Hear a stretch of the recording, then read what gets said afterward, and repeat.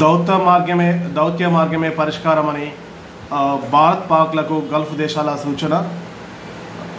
పహల్గామ్ ఉగ్రదాడి నేపథ్యంలో భారత్ పాకిస్తాన్ల మధ్య ఉద్రిక్తతలు పెరగడంపై గల్ఫ్ దేశాలైన సౌదీ అరేబియా, ఖతార్, కువైట్ ఆందోళన వ్యక్తం చేశాయి. రెండు దేశాలు వెనక్కి తగ్గి దౌత్య మార్గం ద్వారా సమస్యను పరిష్కరించుకోవాలని సూచించాయి. భారత్ పాక్ల మధ్య ఉద్రిక్త పరిస్థితులను తగ్గించుకోవడానికి చేపట్టే అన్ని చర్యలకు తమ పూర్తి మద్దతు ఉంటుందనేసి ఖతార్ విదేశాంగ మంత్రిత్వ శాఖ పేర్కొంది. శాంతియుతంగా చర్చల ద్వారా సమస్యలన్నింటినీ పరిష్కరించుకోవాలని ఇరు దేశాలకు సూచిస్తూ ఖతార్ ఒక ప్రకటనను జారీ చేసింది. చర్చలే ప్రాంతీయ, అంతర్జాతీయ సంక్షోభాలు, వివాదాలకు పరిష్కారమని అందులో స్పష్టం చేసింది. భారత్ పాక్ల మధ్య పెరిగిన ఉద్రిక్తల పట్ల ఆందోళన చెందుతున్నామని, అవి మరింత పెరగకుండా దౌత్య మార్గాల్లో సమస్యలను పరిష్కరించుకోవాలని సౌదీ అరేబియా విదేశాంగ శాఖ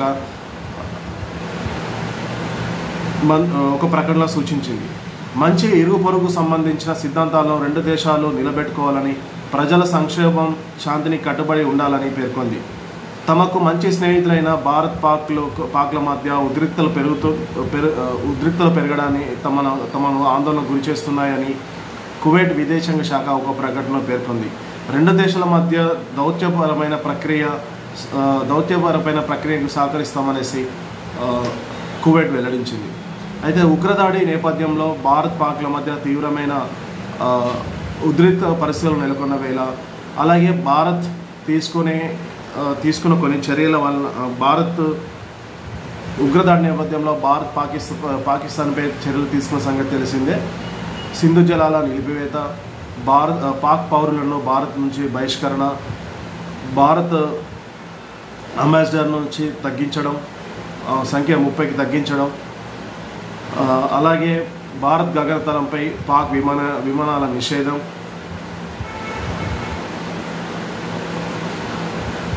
అలాగే పాకిస్తాన్ కూడా ప్రతీకారాల చర్య చేపట్టింది.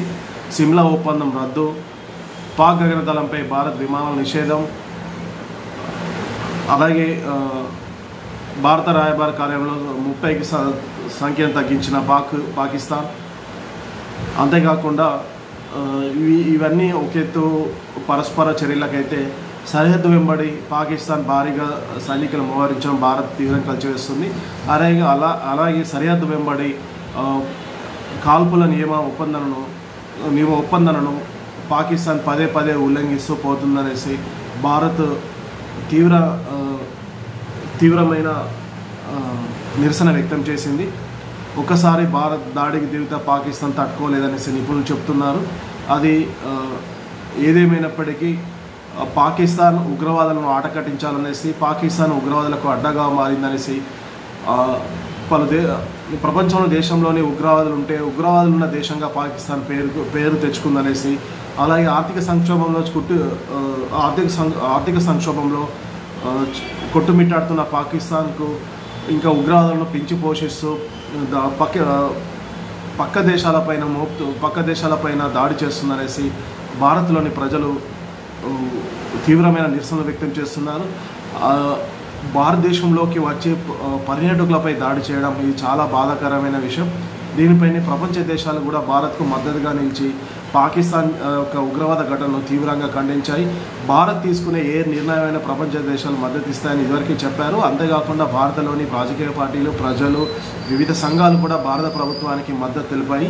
ప్రపంచ దేశాలు కూడా ఉగ్రవాద దాడిని తీవ్రంగా ఖండిస్తూ భారత్కు సంపూర్ణ మద్దతు ఇస్తామని చేసిన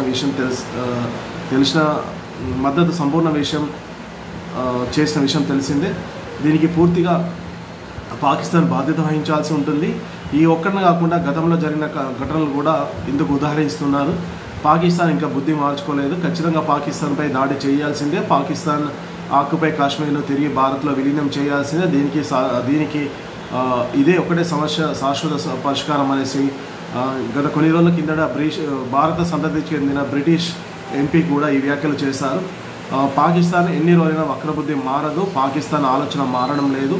తన దేశ అభివృద్ధికి, తన దేశంలో ఉన్న నిరుద్యోగ యువతకు, తన దేశంలో ఉన్న వ్యాపారులకు, తన దేశంలో ఉన్న ప్రజలకు మంచి సేవలు అందించాలన్న ఆలోచన పక్కన పెట్టి పరాదేశంపై ఉగ్రవాదులను పంపడం, ఉగ్రవాదులకు ట్రైనింగ్ ఇవ్వడం, ఉగ్రవాదులకు ఆర్థిక బలాలను చేకూర్చడం, ఇలాంటి పనులు చేస్తూ సొంత దేశాన్ని నాశనం చేసుకుంటూ పరాయి దేశం పైన దాడులు చేస్తుందనేసి వివిధ దేశాల నేతలు, భారత ప్రజలు, భారతలోని పలు సంఘాలు తీవ్రంగా ఖండించాయి.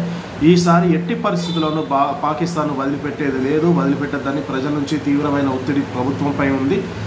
ఇది ప్రపంచ దేశాలకు కూడా తెలుసు. తాజాగా గల్ఫ్ దేశాలైన సౌదీ అరేబియా, కువైట్, ఖత్తర్ కూడా భారత్పై జరిగిన దాడిని తీవ్రంగా ఖండించాయి. ఉగ్రవాదుల దాడిని ఏ దేశమైనా ఖండించాల్సిందే, అది ఏ రూపంలో ఉన్న ఖండించాల్సిందే అని. అంతేకాకుండా హిందూ అని అడిగి మరీ చంపడం ఇది చాలా బాధాకరమైన విషయమని భారత్ తీసుకున్న ఏ నిర్ణయమైనా గల్ఫ్ దేశాలు మేము మద్దతు ఇస్తామని చెప్పి ఇదివరకు ప్రకటించాయి. ఇప్పుడు తాజాగా గల్ఫ్ దేశాల్లోని సౌదీ అరేబియా, కువైట్, ఖత్తరు దౌత్యపరమైన అవకాశాలు ఉంటాయి, దౌత్యపరంగా పరిష్కరించుకోవాలనేసి ఒక సందేశాన్ని అయితే విడుదల చేశాయి. కానీ భారత్ మాత్రం ఎట్టి పరిస్థితుల్లో దీనిపై వెనక్కి తగ్గే అవకాశం కనబడడం లేదనేసి ప్రస్తుత పరిస్థితులను చూస్తే అర్థమవుతుంది. పాకిస్తాన్ వేసే వెతుకు పై ఎత్తు భారత్ ఉంది. భారత్ తలుచుకుంటే పాకిస్తాన్ను కట్టడి చేయడము 4 రోజుల పని అనేసి నిపుణులు చెప్తున్నారు.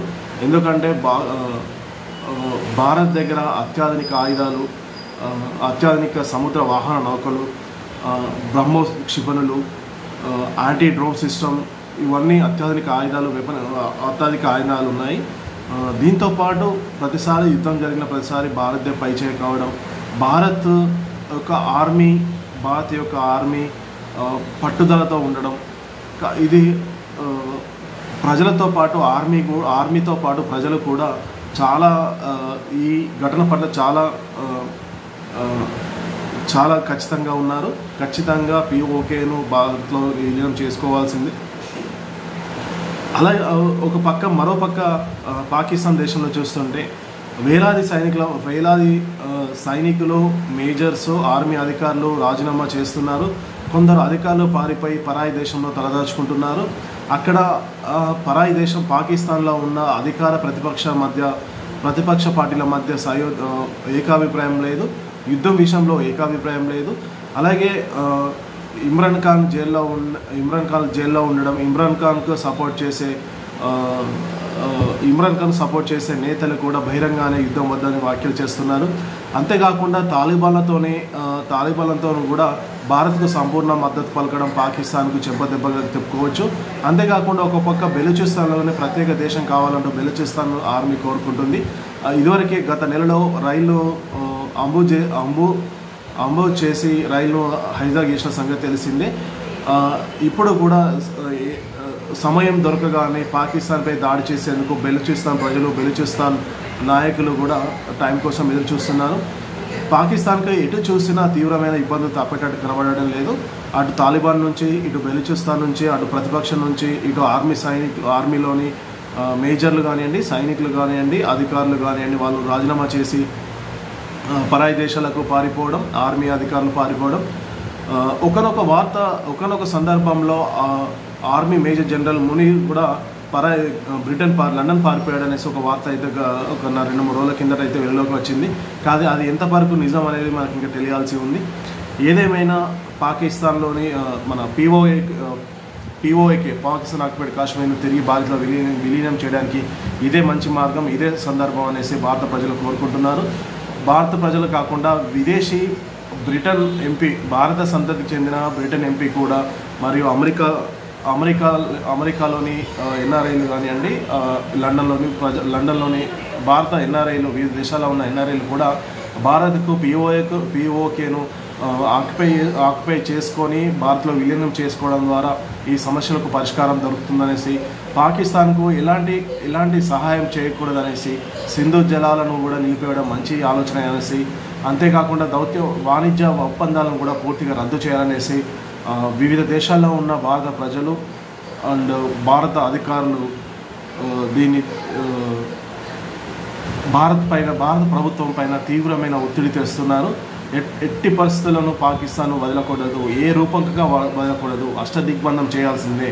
అటు నౌకా పోర్ట్లోను, అంటే సముద్ర మార్గంలోనూ, వాయు మార్గంలోనూ, భూ మార్గంలోనూ దెబ్బతీయడమే కాకుండా ఆర్థికంగా ప్రపంచ బ్యాంకు నుంచి కూడా అప్పులు అందకుండా చేయాలనేసి ప్రపంచ దేశాల ముందు పాకిస్తాన్ను దోషిగా నిలబెట్టాలనేసి భారతదేశానికి చెందిన నిపుణులు చెప్తున్నారు.